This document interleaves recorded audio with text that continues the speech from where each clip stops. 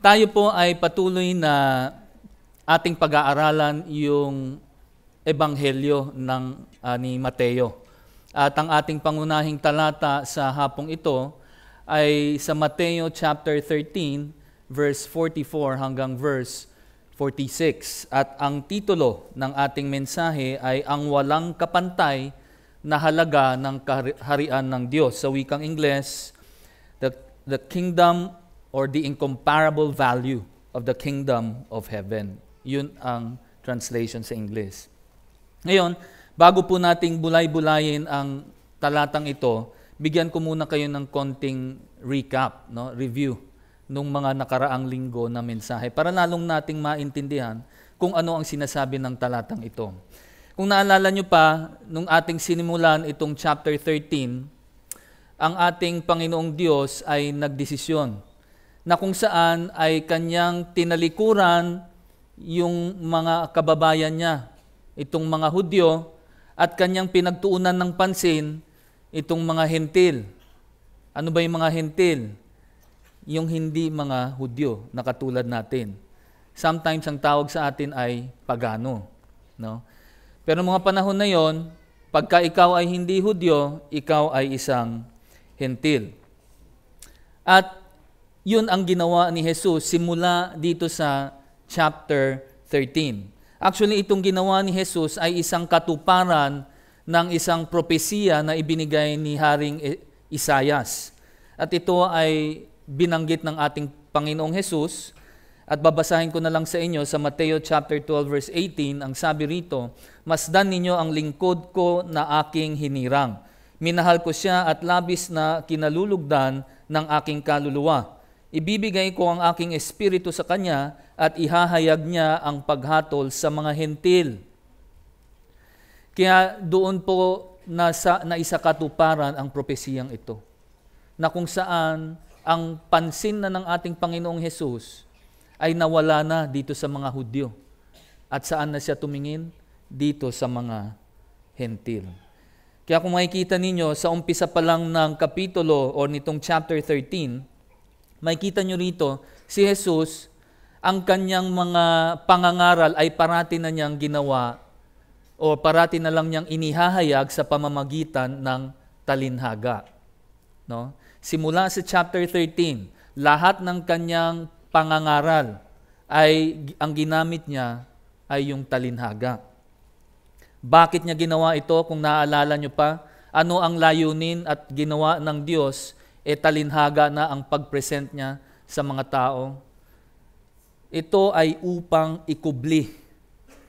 No? Yung mensahe ng Diyos ay kanyang ikinubli o itinago doon sa mga taong patuloy na itinatanggi ang kanyang gawain at ang kanyang pangangaral. Ito ay kanyang sadyang ikinubli. Sinadya niyang itago para hindi na nila maintindihan pa ang mensahe ng Diyos. Pero para sa kanyang mga disipulo, ito ay kanyang inihahayag din. Kaya every time na nagbigay siya ng talinhaga, pagkatapos niyan, ito ay kanyang ipinapaliwanag sa kanyang mga disipulo. Pero sa lahat ng tao na nakikinig, puro talinhaga, walang paliwanag. At ito ay sa kadahilanan ng kanilang patuloy na pagtanggi sa katotohanan na inihahayag sa kanila ni Jesus. At doon nga nanggaling yung kasalanang walang kapatawaran. Naalala nyo ba yun? Yung the unpardonable sin. Di ba? Yung kasalanang walang kapatawaran. At dito sa chapter na ito, sa chapter 13, meron hong 7 talinhaga. Meron itong 7 talinhaga at ang bawat talinhaga na ito ay mayroong hinahayag ang ating Panginoong Hesus. At ang pinahahayag niya rito ay pawang mga katotohanan patungkol sa kanyang kaharian. No, yung mga katotohanan na inihahayag niya dito sa mga talinhagang ito ay pawang patungkol sa kanyang kaharian. Pero bago ko ipaliwanag sa inyo itong talinhagang ito, kailangan muna nating maintindihan ang isang bagay. So pakinggan ninyong maigi ito. Dapat maintindihan natin na ang ating Panginoong Diyos ang siyang naghahari sa buong kalawakan. Kayo ho ba ay sumasang-ayon doon? Na siya ang naghahari. Dahil siya ang may likha eh. Kung magkagayon, ang mundo, itong mundo, yung earth, di ang ibig sabihin niyan, siya ang nagmimay-ari, siya rin ang dapat na maghari. Dahil ito ay kasama sa kaharian ng Diyos. Tama ho ba? Kung siya ang tunay na naghahari sa buong kalawakan. Kaya kung iisipin natin, itong mundong ito ay kasama pa rin sa kaharian ng Diyos. Dahil siya ang naghahari sa buong kalawakan. At kung yan ay ating naiintindihan, ngayon ay pwede ko na sa inyong ipaliwanag kung ano ang mga talinhagang ito, kung paano ito ay magpapatungkol dito sa kaharian ng Diyos. Yung unang-unang talinhaga na ibinigay niya, naalala niyo pa ho ba yun? Talinhaga ng ano yun? Sa wikang Ingles, Parable of the Soils. Talinhaga ng lupa. Yung iba, ang ginagamit yung talinhaga ng maghahasik. Diba? Pero doon sa ginamit natin yung talinhaga ng lupa. Dahil ang pinag-usapan doon ay yung iba't ibang klaseng lupa. Diba? So doon, nakita natin sa talinhagang iyon, dito sa lupain ng Diyos o dito sa kanyang kaharian, ay makikita mo yung mga hindi mananampalataya. Makikita mo rin yung mga mananampalataya at yung mga hindi mananampalataya na akala nila sila ay mananampalataya. Nakuha niyo yung ibig kong sabihin? Akala nila mananampalataya sila, but in reality, they are not. Hindi talaga sila mananampalataya. Yun ang nakakatakot na sitwasyon na kung ikaw ay ganong klaseng tao. Na all the while, akala mo ikaw ay isang Kristiyano, yun pala ay hindi. Ngayon, dito naman sa talinhaga ng trigo at masamang damo, dito naman ay ipinakita sa atin ng ating Panginoong Hesus na yung mananampalataya at hindi mananampalataya ay sabay na uusbong at lalago hanggang sa araw ng pag-aani o yung araw ng paghuhukom, yung judgment day. Dito ipinakita ni Jesus na yung mananampalataya at hindi mananampalataya ay pwedeng magsama. Kasi nga yung iba, mukhang mananampalataya, pero hindi naman pala, pag tinignan mo ang buhay nila. At marami dyan ay makikita natin sa loob pa mismo ng iglesia. Sabay silang lalaki, sabay silang lalago, ngunit pagdating ng araw ng pag-aani, doon makikita kung sino ang mahuhusgahan papunta ng impyerno. At dito sa nakita nating talinghagang ito, yung sa trigo at masamang damo, nakita natin na ang pagsakop ng kaharian ng Diyos ay hindi lang sa mga taong mabubuti, kundi pati na rin sa mga taong masasama. Diba? Kaya nga yung mga taong mabubuti, kung sila ay nakakatanggap ng pagpapala mula sa Diyos, yung taong masama rin ay nakakatanggap ng pagpapala sa Diyos. Di ba? Pag umulan, ang nauulanan lang ba yung mga taong masasama? Di ba't pati na rin yung mga taong mabubuti? Yan ay isang halimbawa lamang po. Dahil kung titignan natin talaga, kung titignan natin na itong mundo ay parte pa rin ng kaharian ng Diyos, nagsasama ang taong mabubuti at taong masasama. Ang katotohanan, ang mga taong masasama ay hindi talaga kasama sa kaharian ng Diyos. Ngunit dahil dito sila nakatapak, dito sila namumuhay, kumbaga ay naisali sila dito sa kabuuan ng kaharian niya. Para na lang yung masamang, ano ba tawag doon sa masamang damo. Parang sa mapakinggan, no? Masamang damo. O yung thorns, di ba? Or weeds. pag ito ay nagsama at sumabay sa paglaki doon sa mabuting o yung tamang o yung maayos na binhi, anong nangyayari? Di ba nasasakal yung halaman mismo at hindi na ito namumunga? Yun ang epekto kapag tayo ay nagpadala doon sa mga masasama. Yung sumunod na 2 talinhaga ay talinhaga naman patungkol sa binhi ng mustasa, yung mustard seed, at saka yung tinatawag nating pampaalsa, yung leaven. Sa wikang Ingles, yeast yata, no? Yeast, no? So dito sa binhi ng mustasa at dito sa pampaalsa ay makikita natin ang kapangyarihan at impluensya ng kaharian ng Diyos. At kung naalala nyo pa yung larawan na ipinakita dito ni Brother Peter last Sunday, yung picture nung binhi ng mustasa na napakaliit. Diba? Pag ito ay lumaki, anong nangyari? Isang napakalaki at napakalapad na puno ba o halaman. Pero ito ay galing sa isang napakaliit na binhi. Ito lang ay ang ipinapakita rito ni Jesus. Kung gaano man kaliit, nag-umpisa ang kanyang ministeryo. Nag-umpisa sa kanya at dun sa kanyang 12 disipulo, ang sinasabi ng ating Panginoong Jesus, ito ay lalaki balang araw na kung saan ay kanyang sasakupin hindi lang ang buong mundo, kundi ang buong kalawakan. Ganun ang mangyayari. Sa ngayon pa lang makikita nyo na kung ano ang epekto ng Kristyanismo sa buong mundo. Napakaraming klaseng relihiyon na lumalabas na sila daw ang tamang relihiyon o tamang Christianity. Pero kung titingnan naman natin ay pawang lihis doon sa katuruan na nakikita natin sa kanyang salita. So dito makikita natin yung binhi ng mustasa, ang pinapakita ron ay yung pisikal na paglago ng kaharian ng Diyos. Yung pampaalsa naman, ang pinapakita naman yan ay yung impluensya ng kaharian ng Diyos dito sa mundo o mismo sa tao. Kung paano ito ay makakahawa sa buhay ng tao. Dahil impluensya ang pinag-uusapan natin. Kaya kung ang isang tao ay naimpluensyahan ng salita ng Diyos, makikita mo ito sa buhay niya. Pero kung siya ay naimpluensyahan ng mga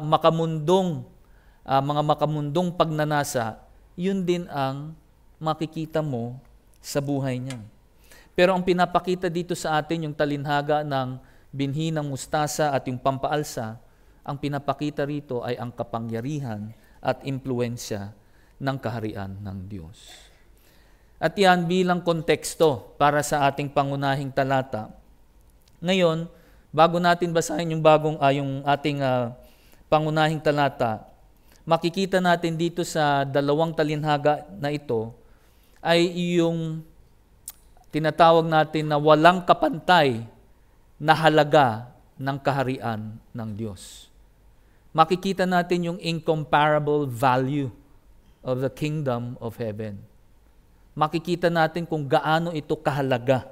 No? At hindi lang yon, ang makikita rin natin dito ay kung paano tinugon ito nung 2 tao na nasumpungan nito. No, yung 2 taong nakasumpong doon sa kayamanang nakabaon sa lupa at doon sa mamahaling perlas, na kung saan ang tinutukoy nito ay ang kaharian ng Diyos. Makikita natin ang kanilang tugon.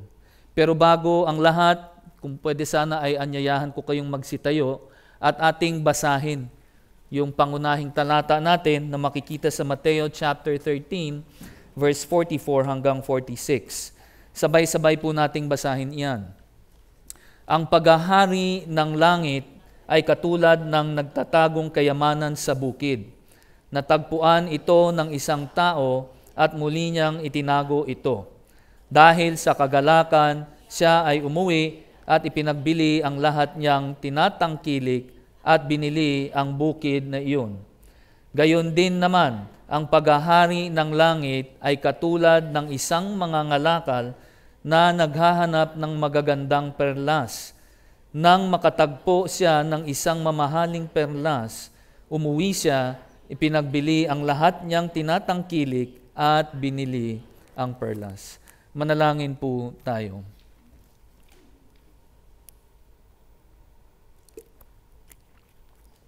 Panginoong Diyos na makapangyarihan sa lahat, kami po ay nagpapasalamat sa pagkakataon na ibinigay niyo sa amin na kung saan kami po ay malayang nakakapagsamba sa inyo sa pamamagitan ng aming pag-awit at pati na rin sa pamamagitan ng pag-aral ng inyong salita. Naway Panginoon ay mangusap po kayo sa aming mga puso't isipan at dalhin niyo po kami sa punto na kung saan ay aming isasabuhay ang bawat katotohanan na aming matututunan. Huwag niyo po sanang hayaan na kami ay gambalain ng aming kaaway. Bagkus Panginoon, sa pamamagitan ng inyong banal na Espiritu, ay mangusap po kayo sa amin. Muli, Panginoon, ay tinataas po namin ang natitirang oras pa sa hapong ito. Ito po ang aming samot dalangin sa matamis na pangalan ni Jesus. Amen. Okay, magsiupo po tayo. 3 punto po ang ating pag-uusapan sa hapong ito. Ang unang punto ay ang kaharian ng langit ay walang katumbas na halaga.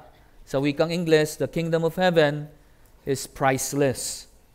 Pangalawang punto, ang kaharian ng langit ay nagbibigay galak sa mga nakasumpong nito. The kingdom of heaven brings joy to those who finds it. At yung pinakahuli, ang kaharian ng langit ay nagkakahalaga ng pagsuko ng lahat ng bagay. The kingdom of heaven is worth giving up everything. Yun po ang ating 3 punto. Ngayon, katulad dun sa mga napagdaanan na natin ng mga talinhaga na aking nabanggit sa inyo kanina, katulad na lang nung trigo at nung masamang damo, itong binhi ng mustasa at itong pampaalsa, at ngayon itong nakatagong kayamanan at yung mamahaling perlas. Alam ninyo, itong 2 talinhagang ito ay may iisang mensahe. At ano ang mensahe niya? Ang walang kapantay na halaga ng kaharian ng Diyos. No? The incomparable value of God's kingdom. Bakit napakahalaga nitong kaharian na to? Bakit ito ay napakahalaga at walang kapantay ang kahalagahan nito? Yan po ang ating titignan sa hapong ito. Kaya kung ating pupuntahan ng ating pinakaunang punto, yung ang kaharian ng Diyos ay walang katulad na halaga. Ang kaharian ng Diyos ay walang katulad na halaga. Bago ko ipaliwanag sa inyo itong unang punto, meron muna tayong dapat na maintindihan.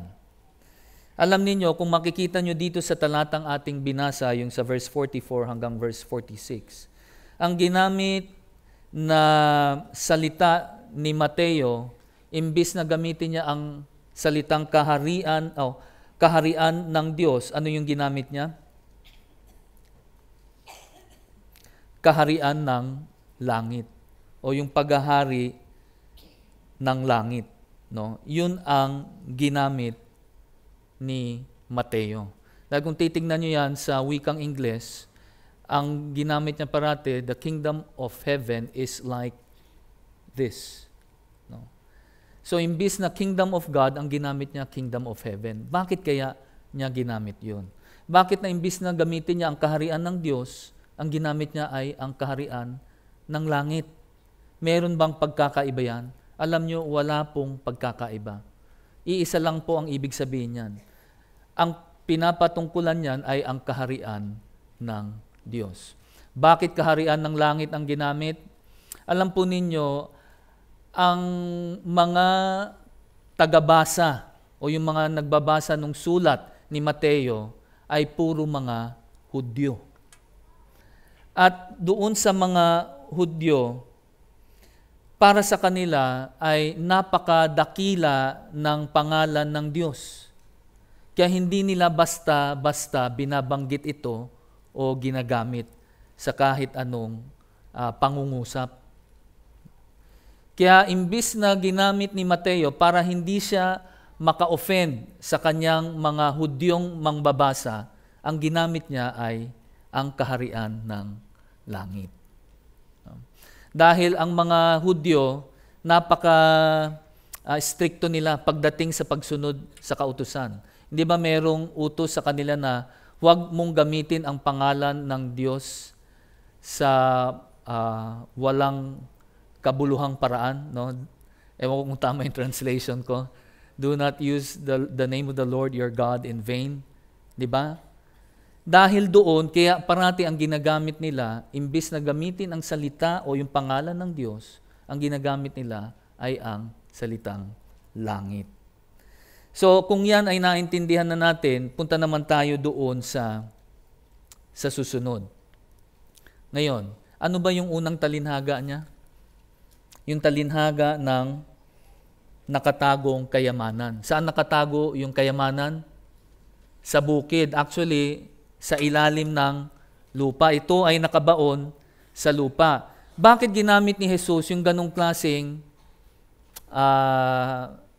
illustration o halimbawa? Bakit ganon ang ginamit niya? Alam niyo, nung panahon ni Jesus, pangkaraniwan yung pagbaon ng kayamanan sa lupa. Pangkaraniwan sa kanila yan. Kung naalala nyo pa yung tamad at masamang alipin, yung talinhaga ng talento, tingnan natin sa Mateo chapter 25 verse 18. Ang sabi riyan, ngunit siya ay nakatanggap ng isang talento, ay umalis. Siya ay naghukay sa lupa at itinago ang salapi ng kanyang Panginoon. Binigyan siya ng isang talento. Ayaw niyang mawala. Saan niya itinago? Sa ilalim ng lupa. Pangkaraniwan sa kanila yan. No? Alam niyo, sa panahon natin, ngayon, saan natin nilalagay yung ating mga kayamanan? Let's say, kung meron tayong ginto, o perlas, no? O diamante, nilalagay natin minsan sa kaha de hierro.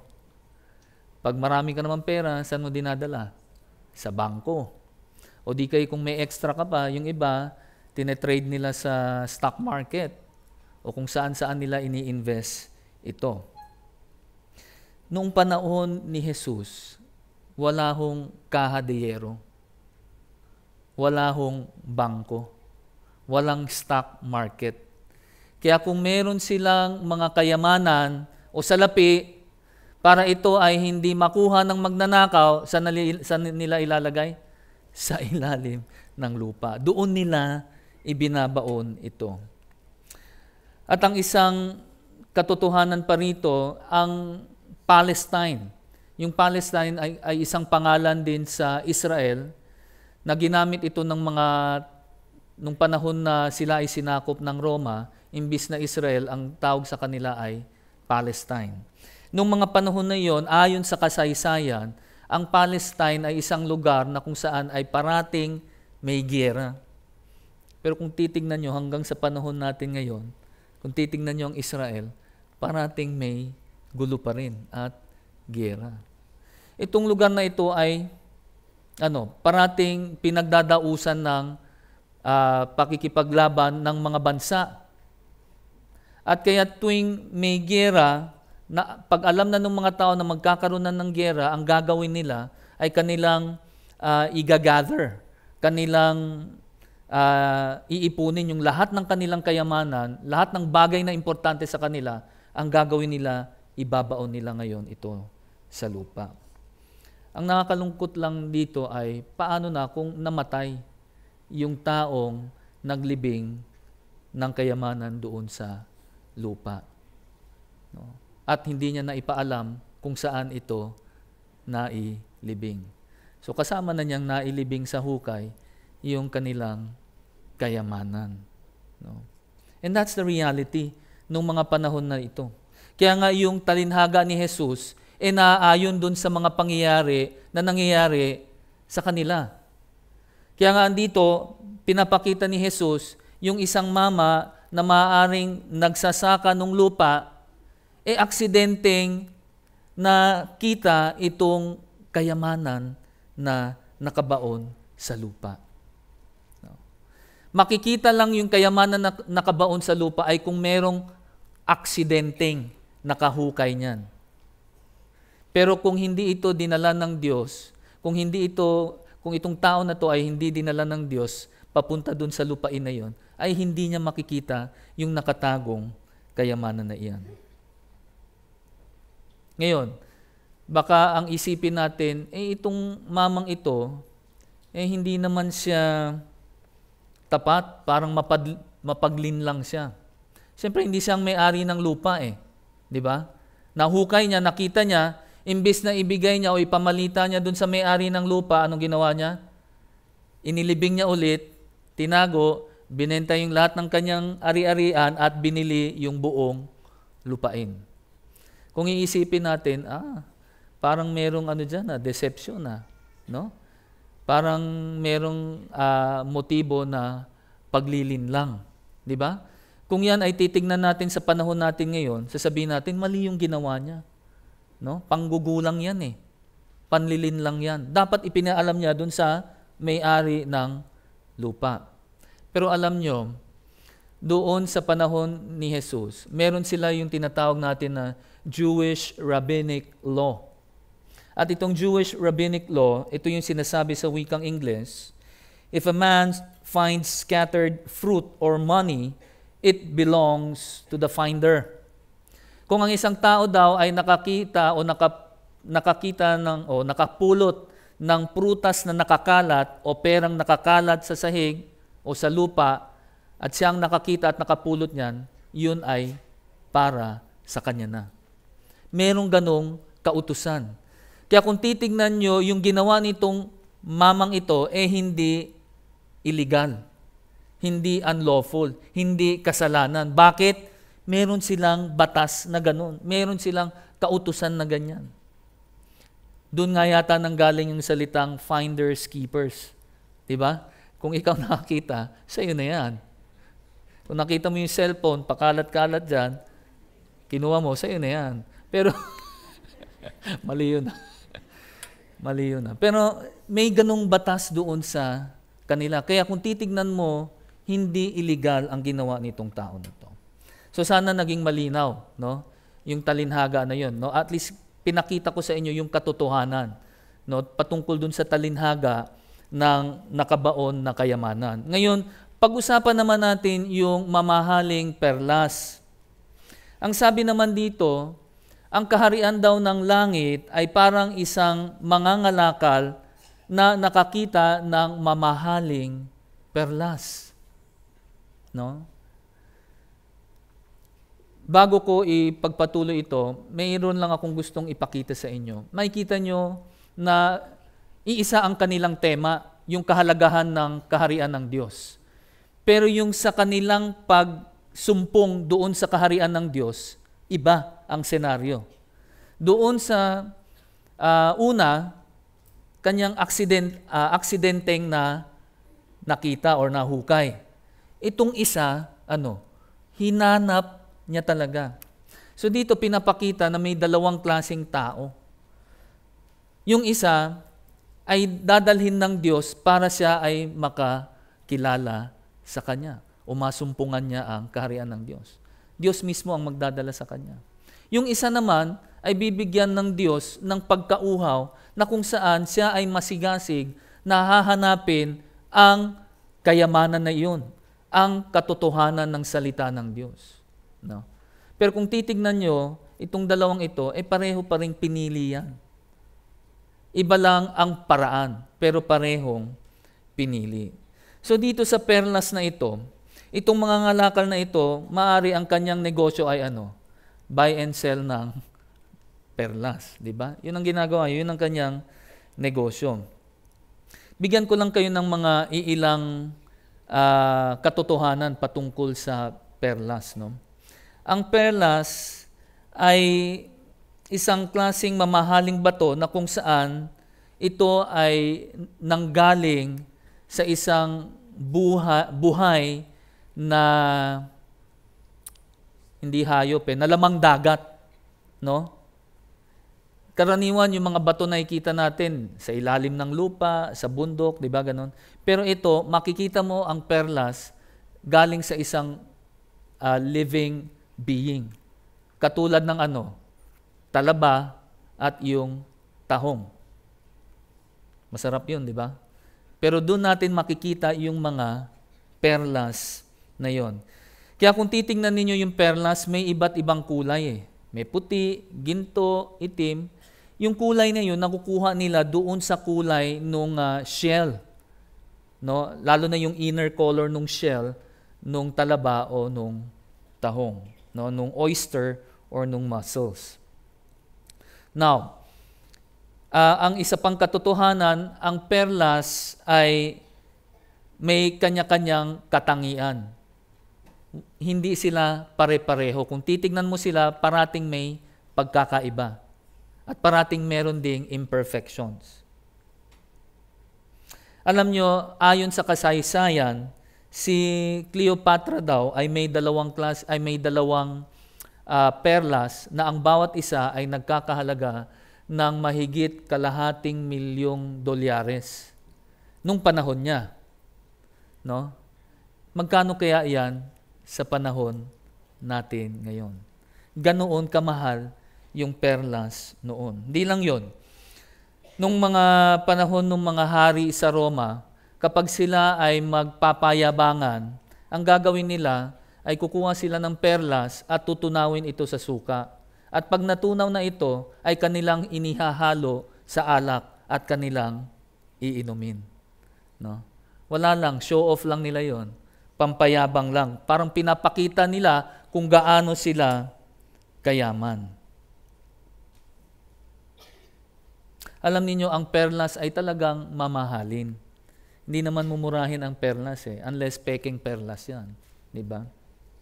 Lalo na yung mga tinatawag nilang natural pearls. Itong mga natural pearls, ito yung nakukuha talaga sa ilalim ng dagat. Hindi yung mga tinatawag natin na cultured pearls na makukuha mo sa pearl farms. Di ba? Hindi yan. Yung sinasabi nilang natural pearls, ito yung sobrang mahal. Katulad na lang itong ipapakita ko sa inyo sa itong larawan na ito. Na ang tawag nila dyan ay yung Baroda pearls. No? Ito raw ay sinuot ng mga Indian Maharahas. No? Kung ilang centuries nilang ipinasa ito. Noong 2007, ito raw ay in-auction at naibenta sa halagang $7,000,000 yang set na yan. Meron pang isa, yung sumunod na larawan. Ang tawag nila dyan ay Elizabeth Taylor La Peregrina. Ito naman ay kombinasyon ng perlas at iilang bato ng diamante at ruby. Ito ay pagmamay-ari dati ni Elizabeth Taylor, na ito ay kanyang tinanggap galing sa kanyang asawa noon na si Richard Burton. Ito ay binigay ni Richard Burton dun sa kanyang ika-37 kaarawan. Yun ay noong 1969. At nabili ito ni Richard sa halagang $37,000. Nung panahon na yon, 1969, napakalaking halaga na nitong $37,000. Paano pa kaya kung ito ay i-convert mo sa panahon natin ngayon? Pero nung 2011, muli ito ay kanilang in-auction at ibinenta. Alam nyo magkano yan na ibenta?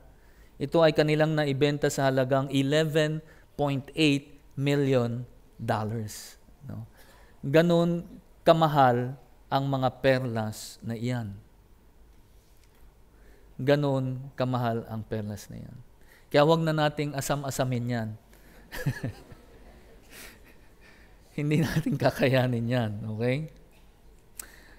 Ngayong naipakita ko na sa inyo, no, kung gaano kahalaga yung mga kayamanan na naibaon sa lupa at yung mga ganong klaseng perlas, balikan natin yung unang punto natin kanina, na kung saan ay sinabi ko na ang kaharian ng Diyos ay, ano nga ba yun sa Tagalog?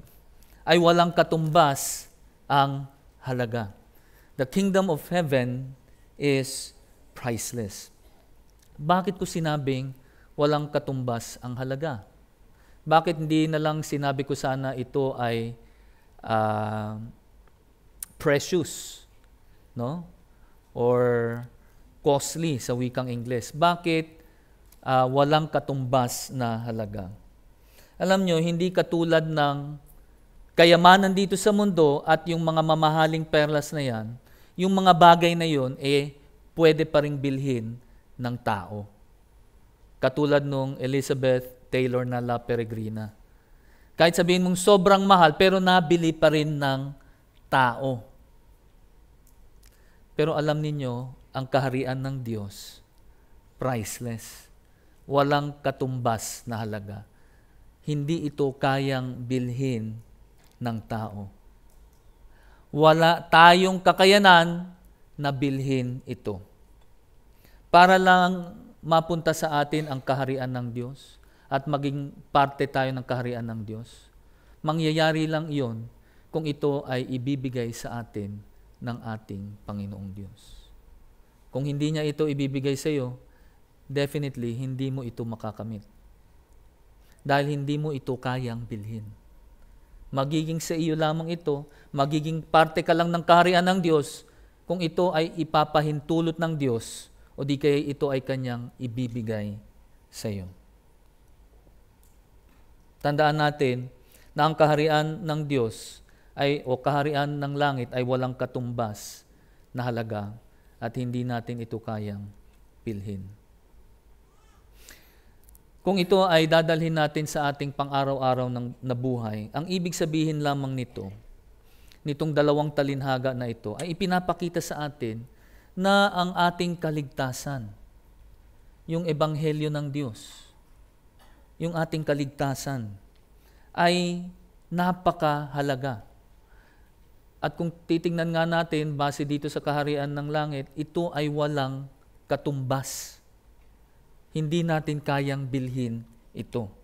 Hindi lang ito walang kapantay, ito ay bihira pa. Hindi basta-basta ito makikita ng tao. Di ba sinabi nga ng Diyos, kaya siya naghahayag o nangangaral na sa pamamagitan ng talinhaga, ay dahil itinatago niya ang kanyang mensahe doon sa mga taong ayaw tumanggap sa kanyang salita at sa kanya. Kaya bibihira lang ang nakakakita nito at nakakaalam nito. Pero ang isang nakakalungkot na katotohanan ay ito. Marami na sa atin, maraming tao na ang natisod o nakakita na dito sa kahariang ito o narinig na nila ang ebanghelyo. Ang problema, hindi nila nakikita ang kahalagahan ng ebanghelyo na ito. Ang kahalagahan ng kaharian ng langit. Hindi nila nakikita. Kaya anong ginagawa nila? Kahit sabihin mo pang sila ay linggo-linggo na nagsisimba, patuloy nila itong tinatanggihan. Kaya hindi nila ito nasusunod. Hindi nila ito natatanggap. Bakit? Hindi nila alam ang kahalagahan ng kaharian ng Diyos. At ang sabi ko kanina, bihira lang ito. Bihira lang ang taong makakita nito. Kung titingnan ninyo sa Mateo chapter 7, Mateo 7 verse 13 and 14, ang sabi riyan, pumasok kayo sa makipot na tarangkahan sapagkat ang maluwang na tarangkahan at malapad na daan ay patungo sa kapahamakan. Marami ang patungo roon.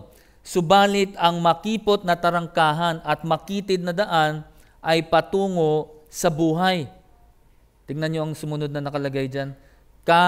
Kaunti ang mga nakakasumpong nito. Gaano ka kadalas na makakahukay ng kayamanan sa lupa? Gaano ka kadalas makakakita ng ganyan? Bihira lang yan. At dito ipinapakita sa atin ng Diyos na ang kanyang tarangkahan ay napakakipot. Kung papasok ka ron, ikaw lang ang pwedeng pumasok. Hindi ka pwedeng magbitbit ng ibang tao, ng asawa mo, ng anak mo, tatay, nanay mo, hindi. Kung papasok, kung masumpungan mo yung makipot na tarangkahan na yon, ikaw lang ang kayang pumasok doon, ang pwedeng makapasok dahil makipot. At dahil sa ito ay makipot, kadalasan ay hindi napapansin ng tao. Dinadaanan na lang nila ito. At yan ang nakakalungkot. Kaya hindi nila makita ang kahalagahan ng kayamanan o ng kaharian ng langit. Alam nyo, kung ang isang tao talagang nasumpungan niya ang kaharian ng Diyos, talagang naintindihan niya ang ebanghelyo ng kaharian, alam nyo ano ang makikita natin sa taong ito? Makikita natin ang lubos na kagalakan sa kanyang buhay. Yun ang makikita natin at yan ang ating susunod na punto. Ang kaharian ng langit ay nagbibigay galak sa mga nakakasumpong nito. At babasahin ko sa inyo ang Mateo chapter 13 verse 44. Ang paghahari ng langit ay katulad ng natatagong kayamanan sa bukid. Natagpuan ito ng isang tao at muli niyang itinago ito. Dahil sa kagalakan, siya ay umuwi at ipinagbili ang lahat niyang tinatangkilik at binili ang bukid na iyon. Nakakita na ba kayo ng tao na sa pagtingin niyo pa lang doon sa kanyang mukha, masasabi niyo ng walang kagalakan sa kanyang buhay at puro na lang kamiserablehan o misery na lang ang nakikita mo? May nakita na ba kayong ganong klaseng mukha? Yung mukhang miserable? Huwag nyo lang tignan yung nasa tabi ninyo. Pero alam nyo yung ibig kong sabihin, yung mukhang miserable. Alam ninyo, ang kagalakan ay isang pangangailangan ng tao sa kanyang buhay. Alam nyo, kung walang kagalakan sa buhay natin, yung pagiging miserable, papasok yan eh. Magiging miserable talaga ang buhay mo kung wala kang kagalakan. Meron nga akong taong na counsel at itong tao na to, sinasabi niya na siya ay isang Kristiyano. Kung titignan mo ang kanyang buhay, maayos naman. Meron siyang maayos na trabaho. Lahat ng kanyang pangangailangan ay kanyang nabibili. Meron pang ang sobra na naitatabi. Pero kung titignan mo ang kanyang buhay, parang very miserable. Bihira mo siyang makikitang nakangiti. Madalas pagkausap ko, parang puro na lang negatibo yung binabanggit niya sa akin. At ang sabi pa niya minsan, parang ganun na lang araw-araw. Day in, day out. Trabaho ako, pag-uwi. Parang ang hinihintay ko na lang ay yung araw ng aking pag-uwi. Yun ang sabi niya sa akin. Alam niyo, ayaw kong husgahan ang taong ito. Pero ang hindi ko maintindihan, kung sinasabi niyang Kristiyano siya, bakit hindi makita yung kagalakan sa kanyang buhay? Di ba? Kung naiintindihan mo talaga ang kahalagahan ng kaharian ng langit at ng ebanghelyo na dala-dala nito, dapat ay mayroon kang kagalakan. Kasi isipin, wow, meron pala ako nito. Di dapat joyful ka. Halimbawa lang ito. Meron akong isang ticket doon sa isang championship game ng Petron laban sa, kanina sabi ko Bimig, mali pala. Laban sa Sanmig. No? At sabihin ko sa inyo na ibibigay ko ito sa iyo ng libre. Ano kaya ang iyong mararamdaman? Kung Hinebra fan ka, maiinis ka lang. Pero kung ikaw ay Petron fan, ano ang mararamdaman mo? Hindi ba't ikaw ay matutuwa at magagalak? Libre. Kamahal-mahal na ng isang ticket ngayon, di ba? Paano pa kung alam mo na nasa iyo ang kaharian ng langit? Paano pa kung alam mo na ikaw ay ligtas at hindi na pupunta sa impyerno? Hindi ba't dapat kitang-kita ang ebidensya?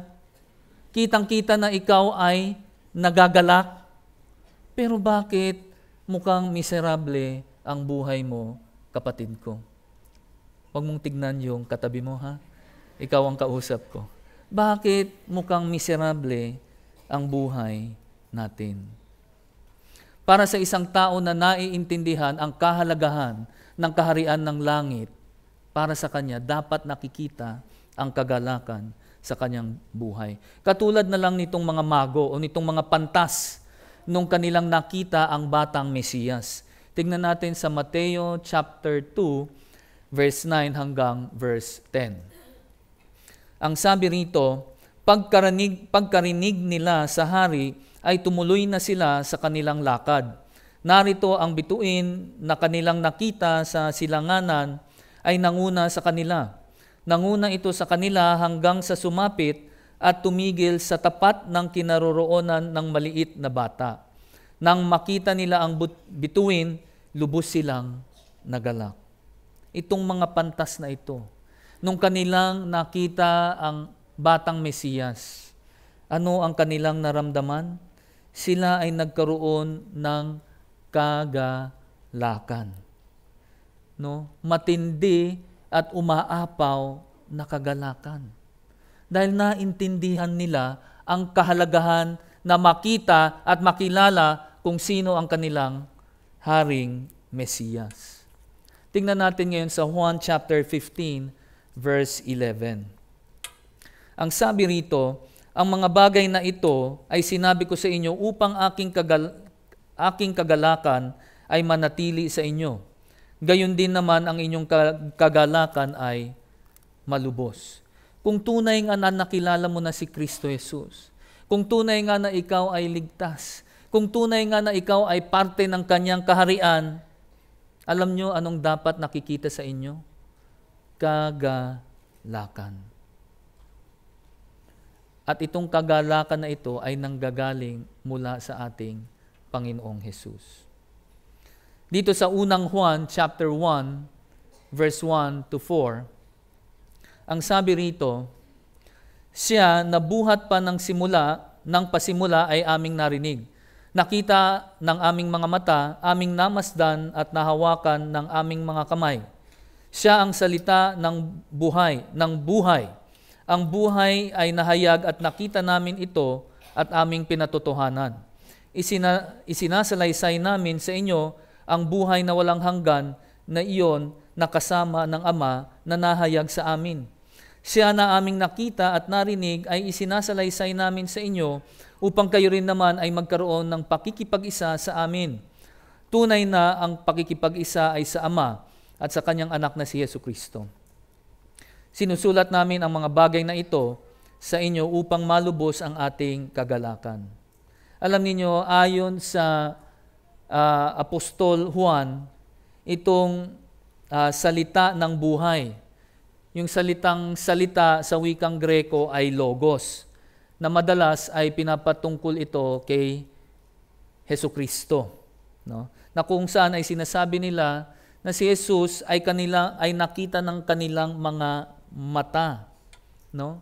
Sila mismo nakita nila ang Panginoong Jesus na hawakan at kanilang inihahayag na mayroon na rin silang itong buhay na walang hanggan na galing sa kanilang paniniwala dito sa ating Panginoong Jesus. At ang sabi ni Juan, ito raw ay isinusulat niya sa atin upang malubos ang ating kagalakan.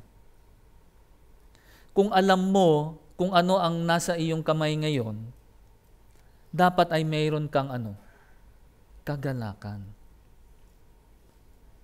Pero bakit nga miserable ang buhay natin? Bakit parang wala ng pag-asa? Ang isang katibayan na naiintindihan mo ang kahalagahan ng kaharian ng Diyos, dapat ay mayroon kang kagalakan. At alam ninyo, kung naiintindihan mo talaga yan, yung kagalakan mo na yon, mararanasan mo yan hindi lang tuwing maayos ang iyong sitwasyon. Kahit sa kalagitnaan ng pagsubok, mayroon ka pa ring kagalakan. Katulad na lang ng nangyari kay Apostol Pablo nung siya ay nakakulong sa Roma.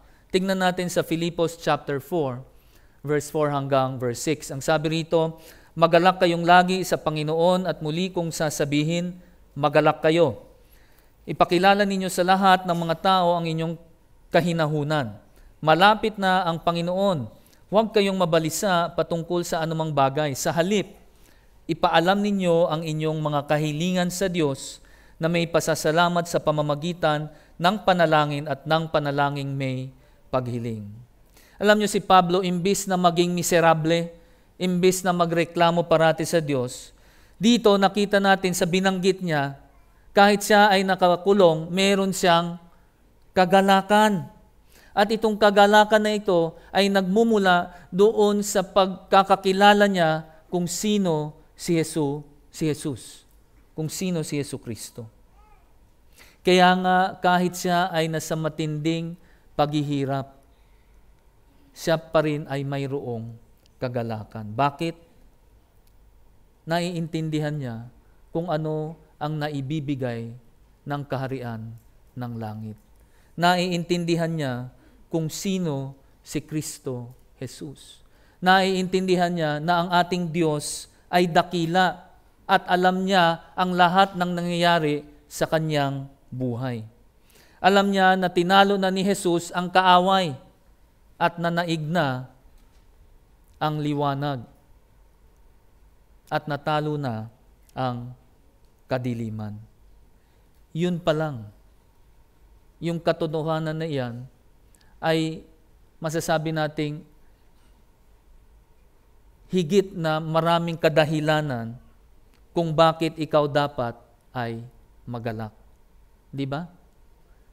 Yun pa lang Malaman mo lang na mayroong Diyos na siyang naglikha ng lahat dito sa mundo at alam niya kung ano ang dinaranas mo ngayon o yung paghihirap na iyong dinadaanan, alam niya. Yun pa lang dapat ay mayroon ng kagalakan na makikita sa buhay natin. Pero bakit hindi nakikita yung kagalakan? Bakit mukhang miserable pa rin tayo? Nakikita ba ng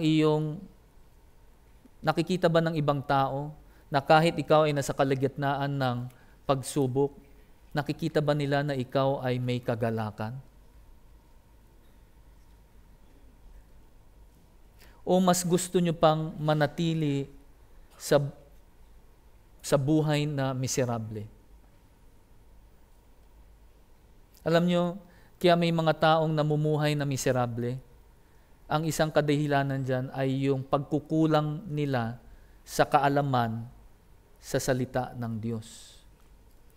Yung pagkukulang na kaalaman kung sino talaga si Hesus Kristo. Yung pagkukulang sa kaalaman kung ano ba ang halaga ng kaharian ng langit.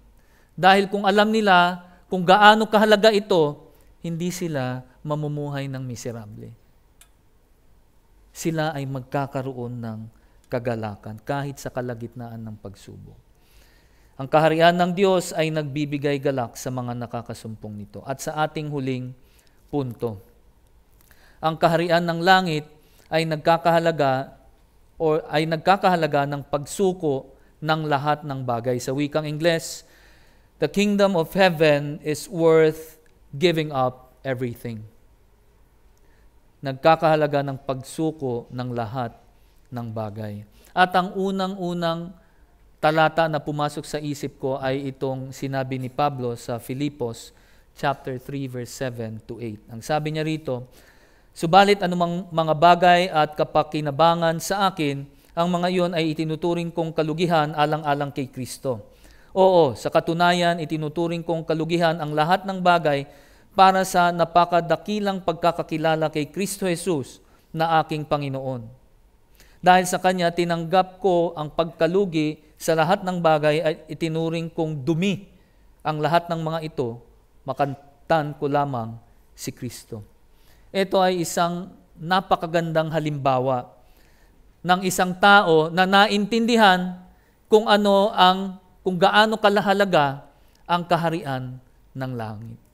Naintindihan ito ni Pablo.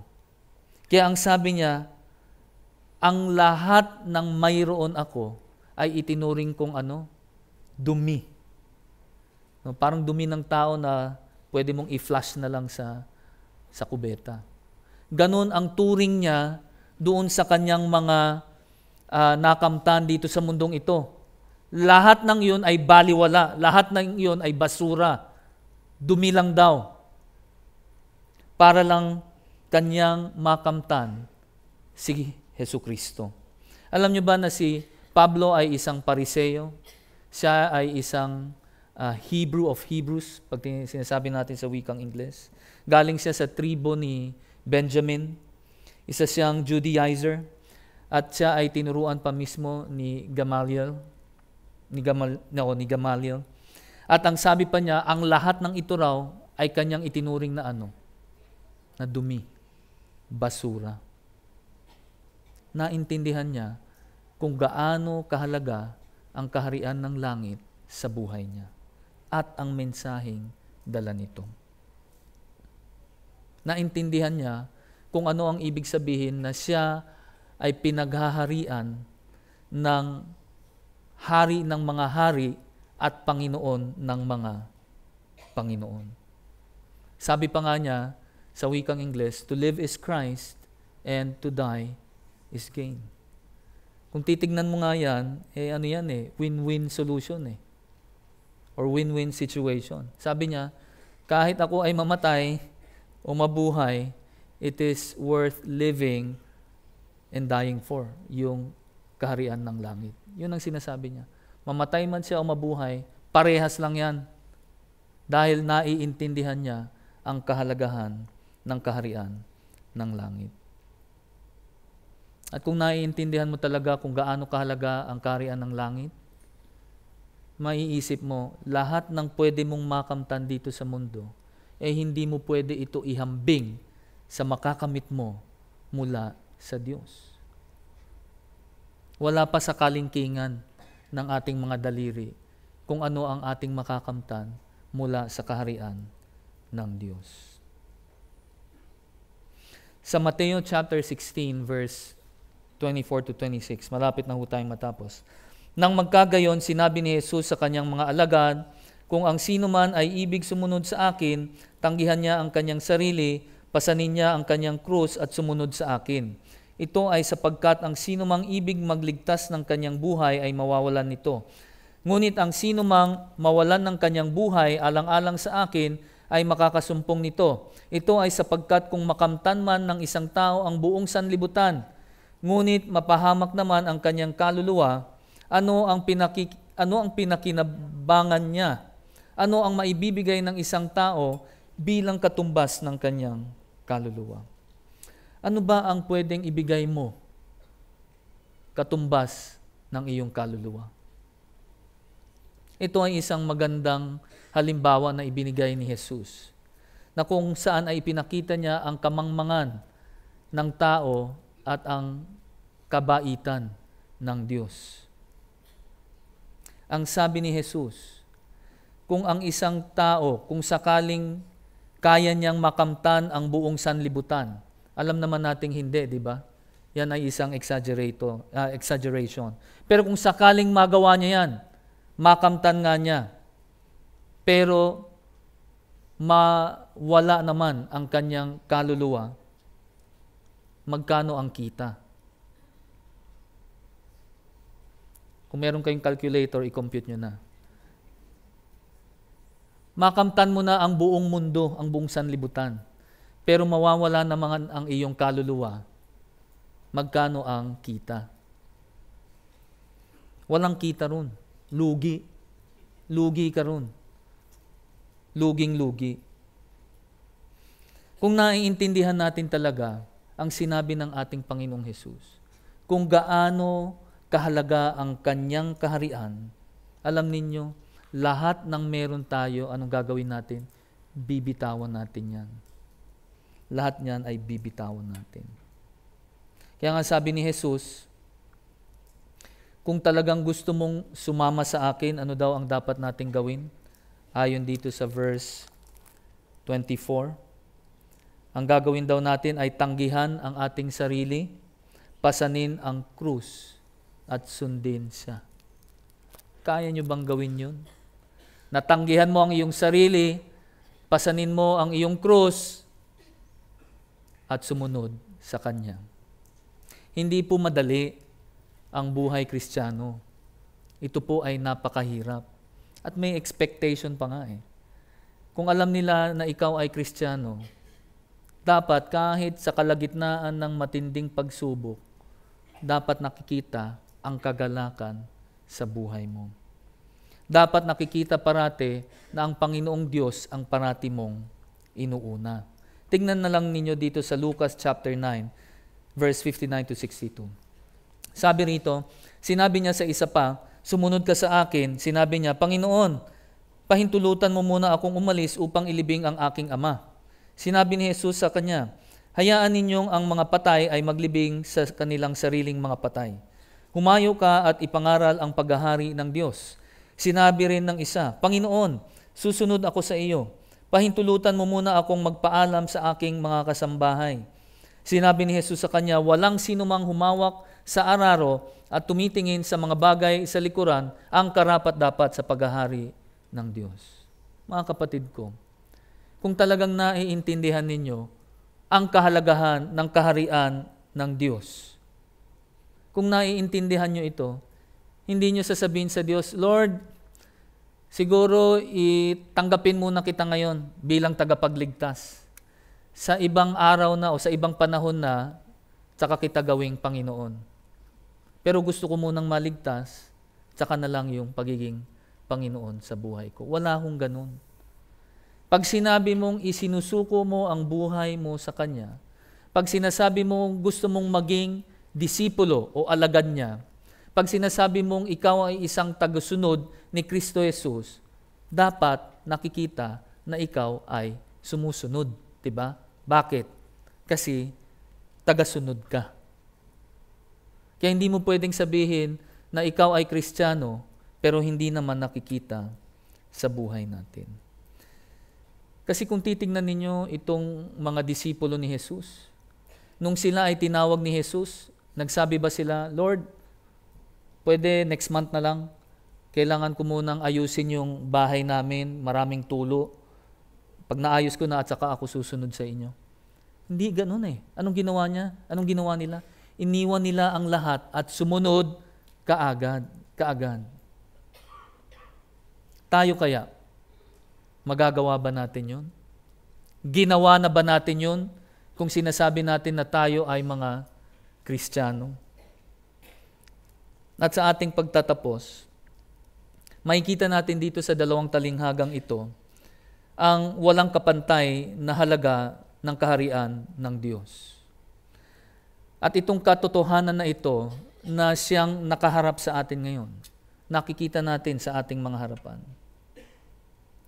Paano natin ito tutugunan? Alam mo na na mahalaga. Naintindihan mo na. Paano mo ngayon ito tutugunan? Naintindihan mo ba talaga ang kahalagahan ng iyong kaligtasan kung sinasabi mo na ikaw ay ligtas at isang Kristiyano? Naiintindihan mo ba yung sakripisyo na ginawa ni Jesus nung siya ay ipinako sa krus? Naiintindihan mo ba ang ibig sabihin na kaya mong isuko ang lahat para sundin ang Diyos? Pag sinabing isuko ang lahat, hindi lang yung kayamanan, pati na rin ang iyong pamilya, ang iyong asawa at anak. Ang sinasabi mo ay uunahin mo parati ang Panginoong Diyos. Kaya mo bang gawin yun?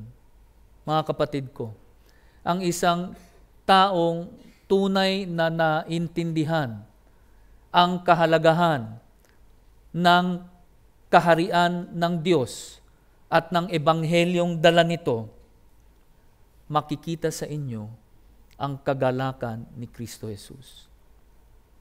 At magiging madali para sa inyo ang isuko ang lahat sa Diyos at sumunod sa Kanya. Kaya nyo bang gawin yan? Ginagawa nyo na ba? Yan ang pag-isipan natin. Panginoon, salamat po sa katotohanan na aming narinig at natutunan sa hapong ito. Sana po, Panginoon, ay ito po ay aming madala sa aming pang-araw-araw na buhay. Na dumating kami sa punto na kung saan ay aming susundin ang inyong kautusan.